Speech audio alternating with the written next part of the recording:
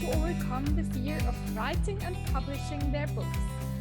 And today I'm so excited to have Sofie Hon from Singapore with me. Sofie is a coach, trainer, and the founder of Hearty Mums, a mindfulness center for moms and moms-to-be. She is equipping parents, professional coaches, and therapists around the world with mind management tools to achieve a fulfilling life. She has empowered many working moms to integrate career and family so they can enjoy fulfillment in life. Sofie's mission is to empower hearty and fulfilled parents to raise hearty and resilient children who will in turn make our world into a hearty and happy place. Welcome to the show, Sofie. Thank you so much, Esther, for having me. So let's jump right into your story. What has been the most turning moments in your life? I used to live a life where success was defined by others, such as wealth or academic achievements or power and awards. And then I think the biggest turning moment for me was when my younger child suffered from a chronic illness. And it showed me how fragile and precious life is. So at that time, I was around maybe 40. And I started to think about, my life and what was happening in the last 40 years of my life and what I wanted to live, how I wanted to live in the next few years. So I looked at my life in blocks of 20 years. And I thought, okay, the first 20 years, I was very much focused on learning and academic. And from 20 to 40, I was, working, trying to accumulate some wealth, earning some money because that's, where you start from. And then I started to ask myself, what do I want to do for my next 20 years? What would be meaningful for me? So that was where I started searching. And interestingly, yeah, when you start looking around and your ears are open and your eyes are open, I think opportunity comes. And yeah, I took it up, and yeah, the rest was history. And what did you do then at 40? Mhm. So maybe a little bit of a background about myself. So I always wanted to be a doctor, but I ended up becoming an engineer. And so my first job was actually as a product engineer in Germany. And it was fun. I was, kind of it was very interesting because I was in a different culture and I, could interact with people who were very different from in terms of their lifestyle from where I was brought up. I saw how they really appreciated life and, really immersed themselves in nature and were so proud of their culture. But then it was very boring for me in terms of my work after a while because I was interacting with the computer most of the time. And I loved interacting with people. And so after a while, I changed my job and I started to work in a management role. And there I had the opportunity to interact with people. And I think it was fun and interesting for a while because yes, that fulfilled a part of what I liked, which was interacting with people and sort of helping and organizing. But then I actually started feeling quite stressed in that role, and I started to feel quite unfulfilled. I would wake up feeling like this, like there's no meaning in the job. I didn't really want to get out of bed and go to work, and because I couldn't see how that was fulfilling my other life purpose, which was actually to help other people. Because I was still having that kind of I want to be a doctor kind of a thinking, but of course, I was in a different profession. So one day, I attended a business mastermind, and there was a mental age coach who was helping all these business professionals to improve their business. So I was there wanting to improve on what I was my business skills. But what this mental age coach did really blew my mind. And like I realized that there was so much of a stuck mindset that I had, and many other people have, that actually stopped them from doing their best and being what they want, doing what they can achieve. And so when she eventually said, I'm going to offer a course, that where people all over the world can attend, I literally jumped at it. And at that time, that was like many, many years ago, before Zoom was very popular. I mean, nowadays, everyone's familiar with video conferencing, but during that time, it was not common. So she was one of the pioneers who took up the video conferencing offer to offer a course internationally. So I jumped at it. I had no idea what I was putting myself into, but it was so transformational, because what I experienced in the business mastermind was just 10% of what this lady was offering. So she was the founder of the Map Coaching Institute, Colette Stryker. And so after going through her program for 6 months, I graduated a totally different person, and I discovered my passion. I discovered my passion and an interest in coaching and in helping people. And I think the first person that actually benefited from this, from me attending this course, was actually my daughter. So my daughter, who was suffering from a chronic illness, she had really bad trauma from her illness, and when she went to school, she became so anxious that she developed tics. And so with the new skill that I learned, I actually was able to apply that with her and support her through her journey, to help her overcome that. And then I started to share this with other people, and more people came to me by word of mouth. And so yeah, that was how I started off. And I discovered that this is something that I really love doing. I love seeing people transform. I love seeing people in a better space, and it was something I felt so comfortable doing. I didn't feel stressed. I didn't feel like I would wake up, feeling like I don't want to get out of bed because I don't want to read another contract or face another client who's going to be screaming at me or something. So yeah, that totally aligned with my why in my life, and and then that brought me eventually on to be able to teach other people. So not only was I able to coach others, I was able to teach other coaches and therapies to help them in mindset and emotional wellness mastery, so that they can also help sort of other people. So it was meaningful for me because I could help others.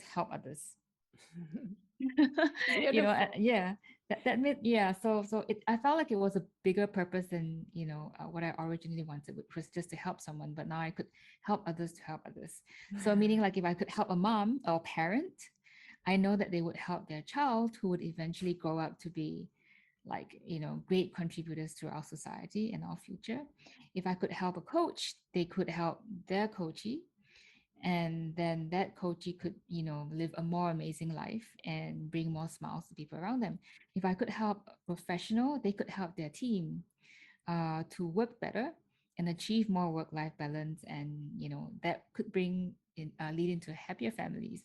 So that made a lot of sense for me, and it's like a ripple effect. So yeah, so that was how I yeah, that was a turning point for me, meeting my Wonderful, purpose. wonderful, Sophie. Do you remember which exercises you taught your daughter at that time when you started? Mhm. So I applied the MAP method, which was what I was trained in. And the MAP method is actually a combination of mindfulness and sort of subconscious work, like based on neuroscience. So bringing her and connecting her to the present, and then just using very simple mind management tools to shift the mindset and rewire the thinking, was what really supported her um, through her a recovery in her journey. But I think importantly was also that I could work on myself, because sometimes as a parent, you can't support your child if you're not in the right space as well. And I think it was me being supported and me transforming and changing that also sort of rubbed onto being able to support her eventually, which is why I think it has become quite a mission for me to want to support parents, because then they can support their child. Mm. And what do you tell yourself, Sophie, when you're working with yourself to get in the right space? Mm. Wow, it's a lot of coming back to yourself. Because a lot of times we are operating in like a cloud above our head. Everything is like a big mess. And I think it's important that we come back to ourselves, coming back to the present moment and just breathing. Because at that moment, everything is calm. And I like to, talk about this visualization where when everything seems to be very overwhelming, the best place to be is to be sitting in a cafe that's nice and warm, and you're having your favorite warm drink, hot drink, and you're just looking out of a window at a storm. The storm is all the problems that you might have. And but when you're back into yourself and you're sitting there in that calm space, you can see things from a much more different perspective. Because when you're in a storm, you're going to get wet. You're going to be uncomfortable. You're going to be cold. And you're just fighting. You're just part of that storm and you're fighting. So when you can step out and just observe, um, yeah, you can see things from a different perspective, and you might find new solutions to lead you along the new way. Mm. Imagine you have now 5 kids around you and everyone wants something from you. How do you connect with yourself? Wow, that's a good question. Yeah, I think it's important to just breathe. The first thing, when things go wrong, is to just breathe. And I think breathing automatically helps our body to come back to a relaxed mode. And then you can decide what is the next step. So not to rush into things, not to go into the first impulse or the first thing that comes to mind, but just take a breath and look around and see what's the next right thing that you're going to take. What's the next right step you can take to help with the situation. Mm. And just imagine Yeah. one child is crying, Mom, Mhm. I feel so sad, or I feel so overwhelmed from school. So what do Mhm. you tell her or him? Mhm. Yeah, I think the first thing is to listen and listen to them. We don't have to say too much, I think. Just listening and acknowledging how they feel. And then I think a big hug, maybe, letting them know that you are here to support them. And then I think the solution can come after. But first is to connect with the child, listen, and support them. It could be just sitting. Sometimes they just need a hug, and sometimes they just need you to sit next to them. Sometimes you can just put them on your lap, depending on how big the child is. Not for mine anymore. But when they were little, I think that was the easiest thing to do. I don't think we need to exchange too many words, because I think when you are connected heart to heart, that's where the words will flow. And how do you connect with the heart with your daughters? You have 2 daughters. How do you connect nowadays? They are older, they are at what age? Oh, my younger one is 12, so she's a Yeah. twin. And the other one is 14, so she's in her teens, so a tween and a teen. Mhm. Yes, and it's quite different from, when they are children, and as they move towards teenage life, they can be quite different in the way they wish to interact with you. So I think we need to give them a lot of space, but constantly know that you are there. I think sometimes they want their own space, but they also want you to be around. It's that kind of a very interesting stage where they want you and yet they don't want you. So just being available, and don't get offended if they say that they need, their own space, because that's just how teens are functioning. But I'm very glad that with my children, we have a very open relationship, very open conversation. I'm glad that I took the time to build a good foundation. It wasn't always that way, because my older child, well, actually, what happened was when I spent a lot of time with my younger child, because of her illness, I actually lost the connection with my older child. And that was really tough. It took many, many years to build the relationship back to where it is today, actually. So we went through some struggles. So, um, whatever stage you are, if you're a mom, know that, it takes time to build a relationship, but don't give up. There are many ways, and keep going for it. And so I'm glad to have that openness with my teen and my tween right now. And I think it's just got to do with a lot of respect, understanding, um, love, and letting them know that you are there. I think that's all they need. Like sometimes my daughter would just call me and like, Mom, I need something. And like, what? Oh, I just need a hug. And that's really random, you know. And like I would say, oh no, I'm busy now. Like, okay, yeah, sure. So just being there for them, yeah, whenever they need something. I think that's important. Wonderful. And if now parents come to you with maybe that age, teenager age, which is kind of difficult Yeah. because I have two boys too. So what do you tell the parents? How do you work with the parents? Mhm. The first thing is I always ask the parents. So if the parent was saying something like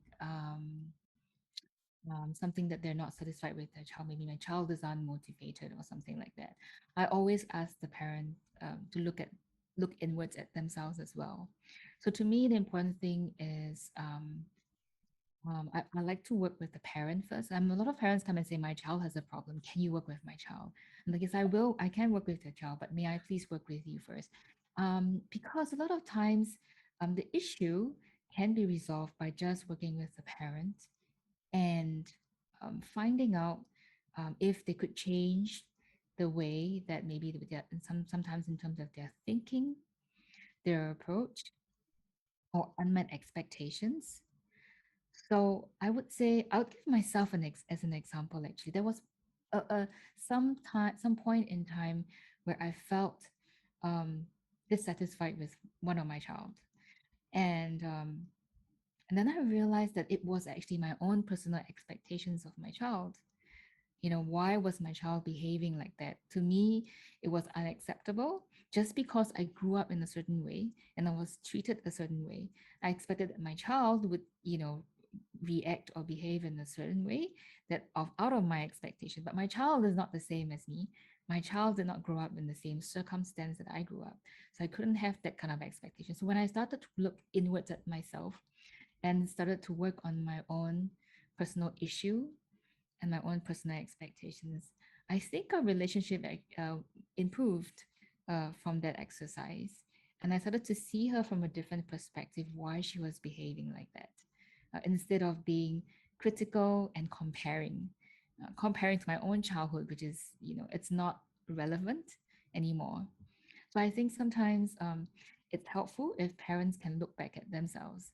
Like, for example, some parents come to me and they are having certain expectations in terms of academic achievements, maybe because they didn't achieve certain academic achievements when they were a student, and they have that projected on their child. Or I had a parent who was complaining that her child was not motivated and not focused with their studies. And then we realized that when this parent was next to the child, the phone was next to her. So the parent was responding to messages all the time. And no wonder the child was distracted. And so when we identified that, and she realized that, wow, actually the stress was coming from the parent to have to respond to work messages all the time. And when we were able to kind of neutralize that stress and feel better that, okay, I can leave my phone aside for 30 minutes and not respond to my work calls for 30 minutes, I can give that 30 minutes to be present with my child and help my child with the work. The relationship improved, the child's studies and motivation improved as well. Just examples. This is so powerful. Great, Sofie. Do you have other examples? Okay, so there was a parent who said that the child was manipulative. The child was like mean, and it sounded like she didn't like her child at all because the child was always, wanting, was doing a lot of bad actions, like bad behavior, to the point of attacking other people or hurting other people. So she spoke pretty poorly of her child. But when we worked through, we realized that the mother was always on a business trip, and so we discovered that the child was doing all these things to get her attention because that was the only way that the mother would respond. And so when we worked on the mother's work stress level and the workload, helping her to feel more balance between work and family, she realized that, she came the next session and she said to me, actually, there's nothing wrong with my child now, but I like more sessions for myself. Yeah. So yeah, that's why I like the work that I do. It's really, you're helping two, not just one, not just the child, but you're helping two people, and then you're helping the whole family because when one member of the family is happy, it helps to improve the happiness and harmony in the family as well. The whole family benefit. So beautiful, Sofie. Thank you. If someone is listening now and have done a lot of self-reflection maybe, but still has problem with their children, what would you recommend to start with? I think the first thing is maybe asking yourself, what is the most important thing in your life? And I think it's something that I learned sometime last year. And although I do support a lot of parents, in family and all that, this really happened to me last year um, when the pandemic broke out. I started to see an increase in people reaching out to me to support in coaching and stuff. So I spent a lot of time coaching people, and I started to have a very full schedule. And it started to take up my weekends, my evenings, and even holidays. And then one day my daughter said to me, "You don't have time for me." And that really broke my heart. And then I started to come back to my why, and I said, actually, what is the most important thing for me? Uh, and I stepped out of a corporate role, to move into this. And one of the reasons is so that, I could, besides it, meeting my why of helping others, it was also so that I could have time to be with my children in a more flexible way. But then now I'm giving them my leftover time. So everyone's booking everything except my kids, and my kids are always, sorry, I have no time for you. Sorry, I need to go for coaching now. Sorry, I'm going for school to teach now. And so that really hit me.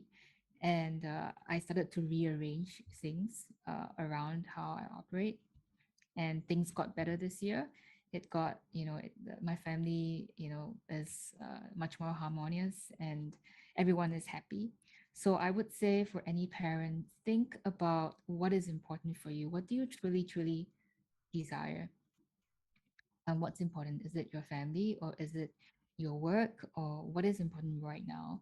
And then really focus on that. And I think everything will just fall into place if you plan your life, your time around what's important. The rest will just align accordingly.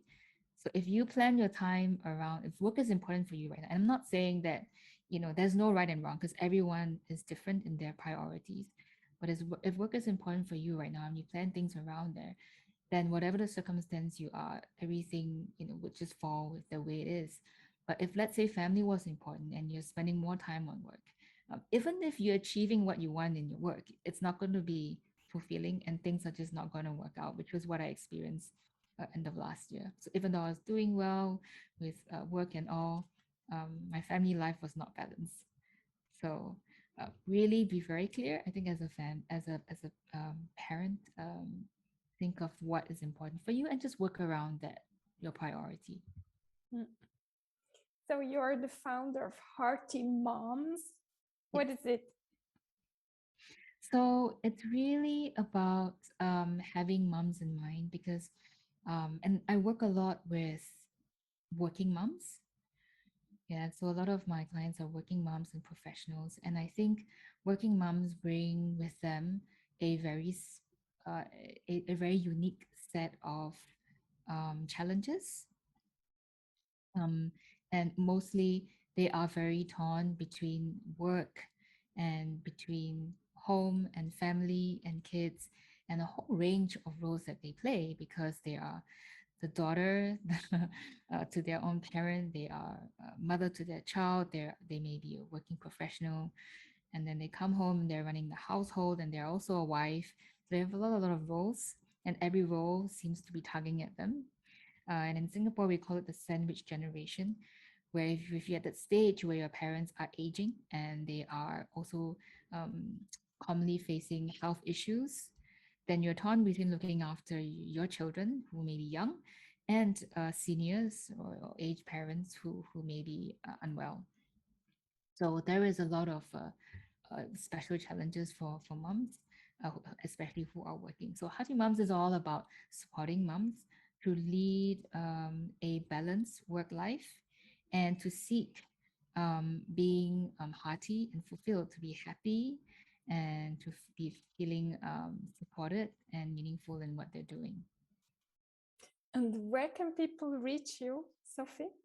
Ah, thanks, Esther. So people can they can go to my website to find out more of what I do. It's sofiehon.com, or they can look for my Facebook page, which is Hearty Mums, or join my private Facebook page for working moms. It's free, and it's called the Hearty Working Moms Circle, of fulfilling work life, raising thriving kids. Great. Maybe our audience, there are some moms listening. What are the 3 advice you can give them, Sofie? I think the first one would be that asking for help is not a weakness, because I think a lot of times we have a lot of challenges, and moms especially, but we tend to think that we're superwoman. We don't reach out for help, or we just think that we can do it all. And actually, that was me during when I was going through those difficult times. So I think asking for help is not a weakness, but it's actually an efficient way to get you where you want to be faster and better. And get help from the right person. If you get help from the right person, you can be better, faster, and with easily. And then I think it's important to know your why.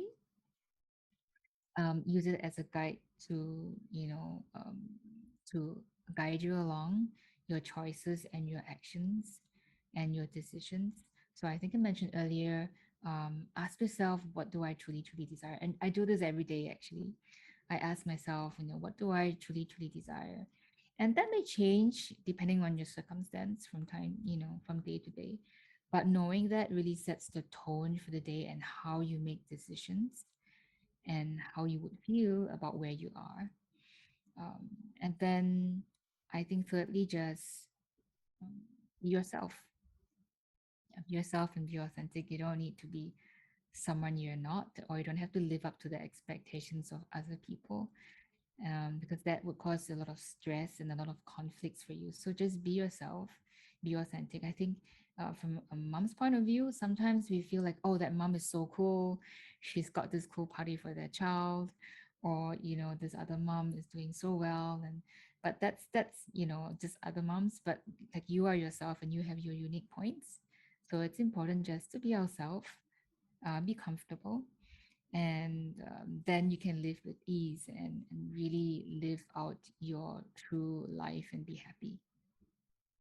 Wow, that was so powerful, Sofie. Thank you so much for your great teaching. I'm sure this will help a lot of parents, but also adults. And thank you so much for having been here. Thank you, Esther. It's my pleasure.